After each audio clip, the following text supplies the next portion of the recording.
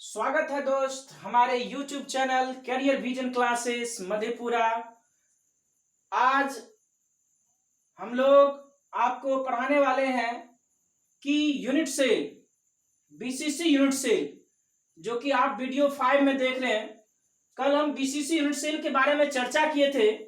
उसमें आपको बताए थे कि वह यूनिट सेल जिसमें परमाणु जो है यूनिट सेल के प्रत्येक कोना और एक बॉडी के केंद्र पर रहता है। तो कल हम एक बात और चर्चा किए थे कि आपको प्रैक्टिकल के साथ समझाएंगे। तो दोस्त आज हम वो प्रैक्टिकल तैयार कर लिए हैं, वो हम आपको बताते हैं। देखिए ये हुआ आपको यूनिट सेल, ये हुआ आपको सिंपल क्यूबिक यूनिट सेल। आप देख रहे हैं ये सिंपल क्यूबिक यूनिट सेल है। 8 परमाणु है इसमें। ये 1 2 3 4 परमाणु नीचे, 4 परमाणु ऊपर। इसको कैसे भी रखिए तो इसका ऑल साइड इक्वल होता है। आपको हम सिंपल क्यूबिक यूनिट सेल में बताए थे। Unit cell cubic unit cell जो होता है वो 3 प्रकार का होता है। Simple cubic unit cell, BCC unit cell और एफसीसी यूनिट सेल। तो आपको हम सिंपल क्यूबिक यूनिट सेल में बताए थे कि मतलब परमाणु जो है प्रत्येक कोना पर रहता है। वह यूनिट सेल जिसमें परमाणु प्रत्येक कोना पर रहता है उसको हम लोग सिंपल क्यूबिक यूनिट सेल कहते हैं। वह यूनिट सेल जिसमें परमाणु प्रत्येक कोना तथा बॉडी के केंद्र पर रहता है। सपोज कीजिए कि ये है प्रत्येक कोना, 8 एटम है, ठीक है, और इसका बॉडी का केंद्र कहाँ होगा? जस्ट लाइक यहाँ होगा, यहाँ। तो ऐसे हम लोग इसमें आपको फिगर में ये दिखाई दे रहा है कि सभी परमाणु अलग अलग है, लेकिन उसमें आपको ऐसा नहीं रहेगा। आप मान लीजिए कि ये सभी परमाणु सटे हुए हैं और एक परमाणु आपको मिड में है। ये देख लीजिए सेंटर में ई हुआ बॉडी, और बॉडी के सेंटर में रखेंगे। तो जैसे ही सब परमाणु को सटाएंगे और साइड बाय साइड कट करेंगे तो इसका जो है ये देखिए ये पोर्शन खत्म हो जाएगा, ऊपर से ये पोर्शन खत्म हो जाएगा, इधर से ये पोर्शन खत्म हो जाएगा, बचेगा आपको ये वाला पोर्शन जो कि 1/8 भाग होता है। एक परमाणु का 1/8 भाग होता है। इधर भी 1/8, इधर भी 1/8, इधर भी 1/8। तो भाई इस तरह से 8 परमाणु है इसमें। तो टोटल परमाणु की जो संख्या हो जाती है वो 1 हो जाती है एससी यूनिट सेल में। लेकिन कल हम चर्चा किए थे कि BCC body centered cubic unit cell, इसमें क्या होता है कि परमाणु प्रत्येक कोना पर रहता है और एक बॉडी के केंद्र पर रहता है। तो बताइए भाई कि इसको जो साइड बाय साइड कट करेंगे, साइड बाय साइड जैसे ही कट करेंगे तो ये बीच वाला परमाणु पर कोई इफेक्ट नहीं पड़ेगा, जब बस यही ठोक कटेगा। और भी कितना बच जाएगा? जैसे ये अभी ऐसे परमाणु पूरा 1 और ये कटिंग कर देंगे तो ये 1/8 हो जाता है। कैसे कि देखिए जैसे ये 1 परमाणु है पूरा 1, इसको आधा कीजिए तो 1/2, फिर इधर से आधा कीजिए, फिर 1/4 हो जाएगा, और एक बार फिर इधर से आधा कीजिए, कितना हो गया? 1/8। एक दिन हम बताए थे आपको, शायद वीडियो 3 में बताए थे। तो आज हम लोग वीडियो 5 में पढ़ेंगे कि बीसीसी यूनिट सेल। कल हम आपको बताते थे कि बीसीसी यूनिट सेल में जो परमाणु की संख्या होती है वो 2 होती है, ठीक है। तो आज हम लोग नया टॉपिक पढ़ेंगे वीडियो 5 में।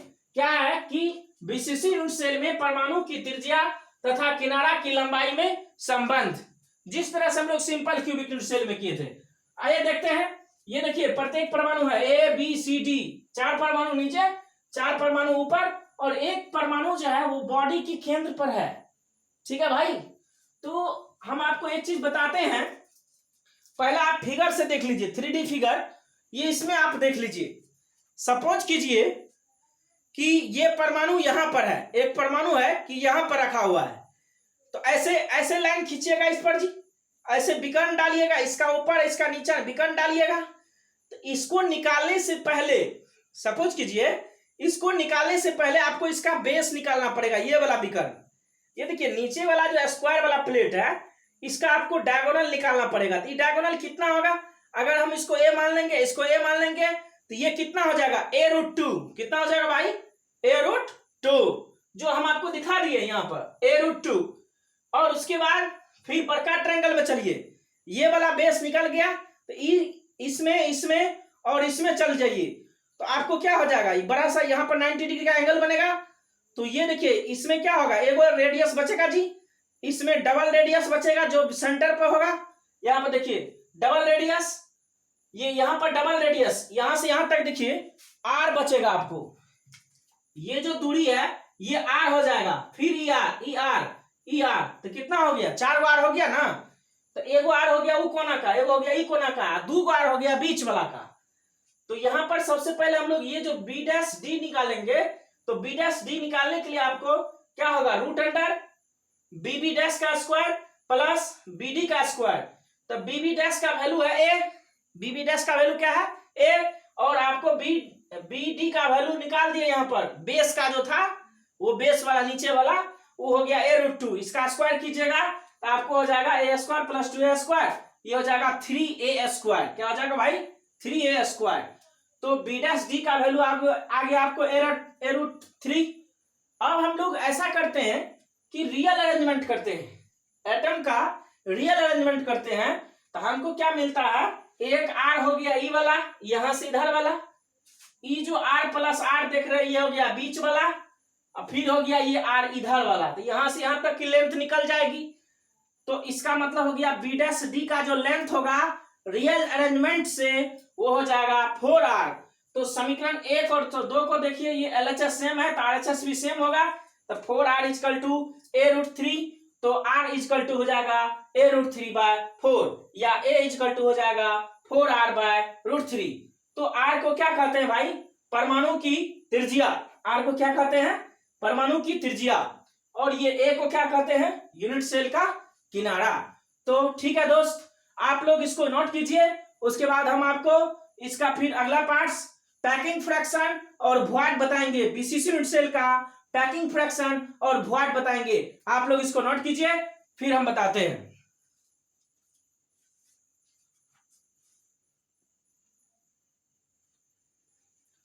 अब देखिए कि इसमें क्या है कि packing fraction of BCC unit cell, BCC unit cell का पैकिंग फ्रैक्शन। पैकिंग फ्रैक्शन के बारे में आपको कल चर्चा भी किए थे, आपको बता भी दिए थे कि इसका यूज आपको बीसीसी यूनिट सेल में, एफसीसी यूनिट सेल में, आगे जो एचसीपी यूनिट सेल पढ़ेंगे उसमें भी होगा।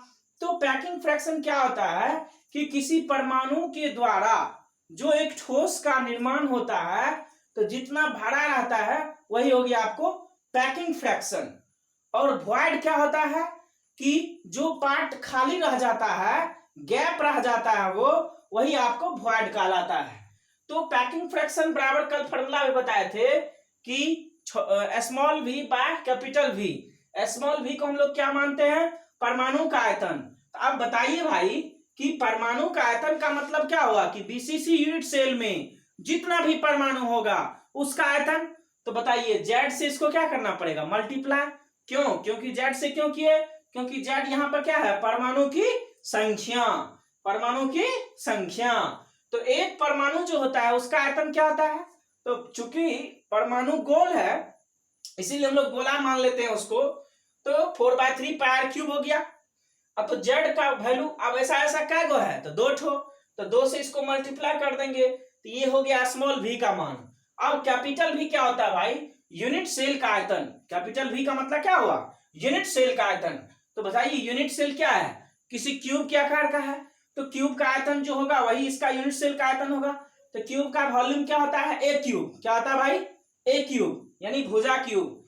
तो भुजा, तो a क्यूब दे दिए। a का वैल्यू अभी तुरंत क्या निकाले थे, यानी a क्या है, किनारा की लंबाई, और ये r परमाणु की त्रिज्या में, दोनों में संबंध बताए थे आपको कि a बराबर 4r/√3। आपको बताए थे इससे पहले।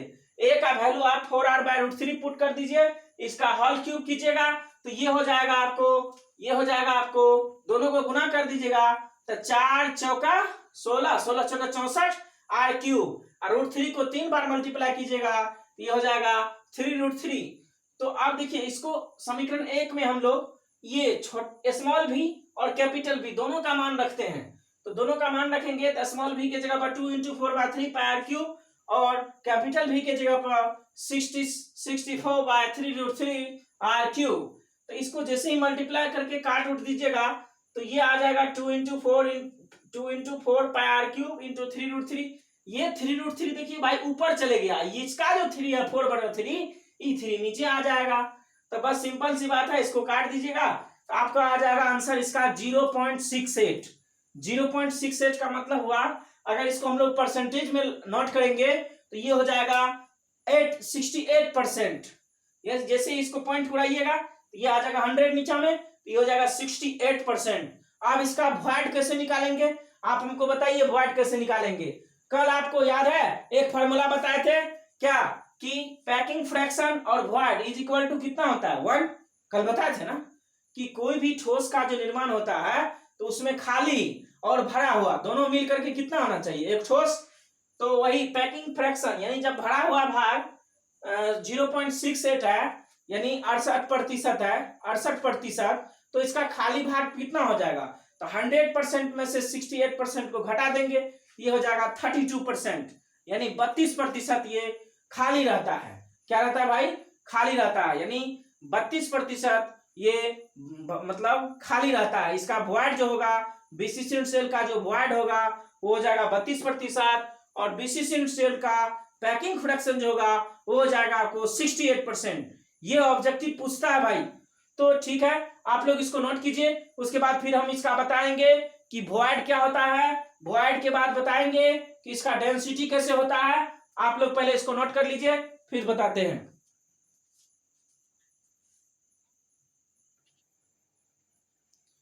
देखिए इसमें क्या है कि इसका वॉइड कैसे निकालेंगे, बीसीसी यूनिट सेल का वॉइड कैसे निकालेंगे।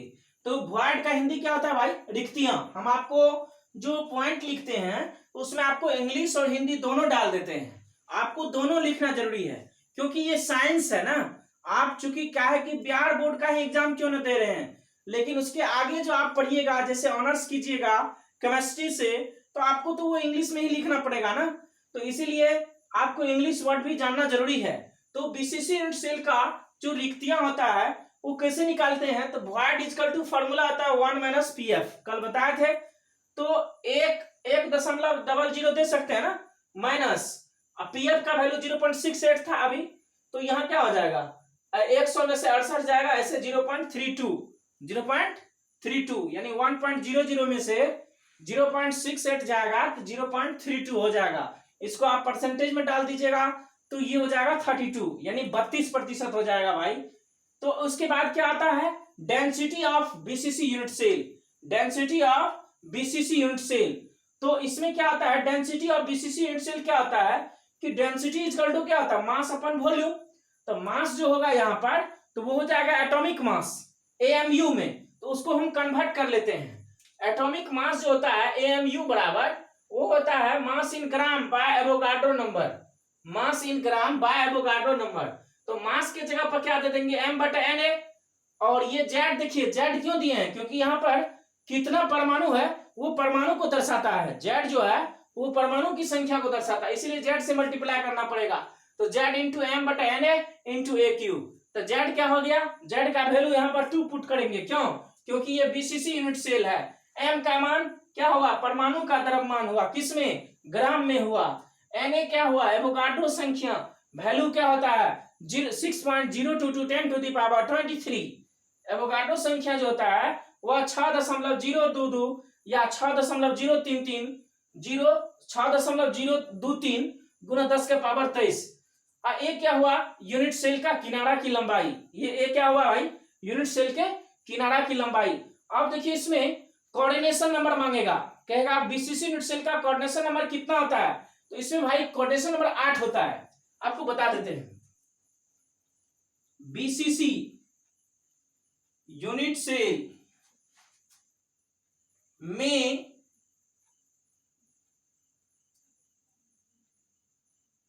कोऑर्डिनेशन नंबर 8 होती है। बीसीसी यूनिट सेल में जो कोऑर्डिनेशन नंबर होता है वो कितना होता है भाई, 8 होता है। वो 6 फेस होता है और वो 2 साइड से लगता है। 8 एटम इसमें इसका नियरेस्ट नेबर एटम होता है। आपको बता दें कि ये जो कोऑर्डिनेशन नंबर होता है, ये कोऑर्डिनेशन नंबर है क्या चीज, तो ये है कि निकटवर्ती परमाणु की संख्या, यानी पड़ोसी परमाणु। तब बीसीसी यूनिट सेल में पड़ोसी परमाणु की संख्या कितनी होती है? 8 होती है। ठीक है भाई, आप इसको नोट कीजिए। अब आपको हम बताएंगे एफसीसी यूनिट सेल। तो ठीक है, आप लोग इसको नोट कीजिए तेजी से।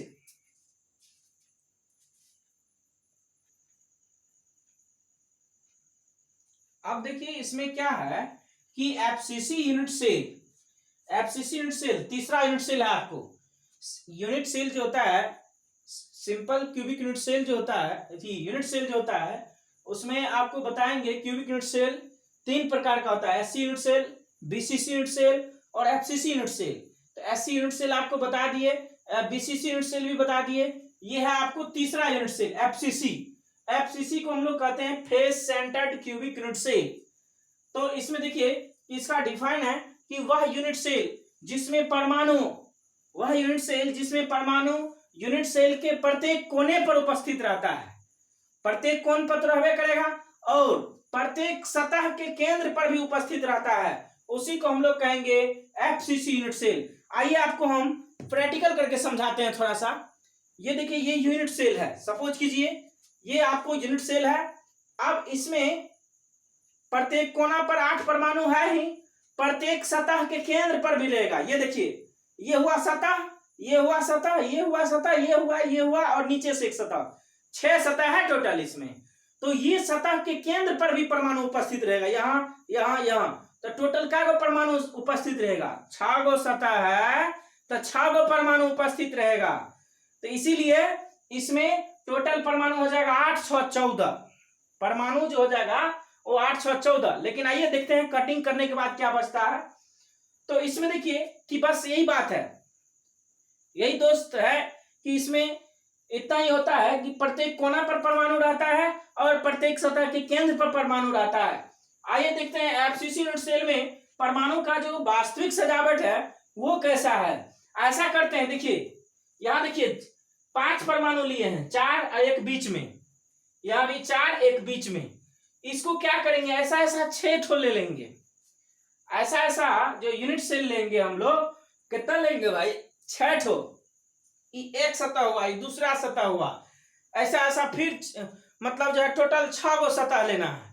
6 गो सतह को क्या करना है, आपस में सटा देना है।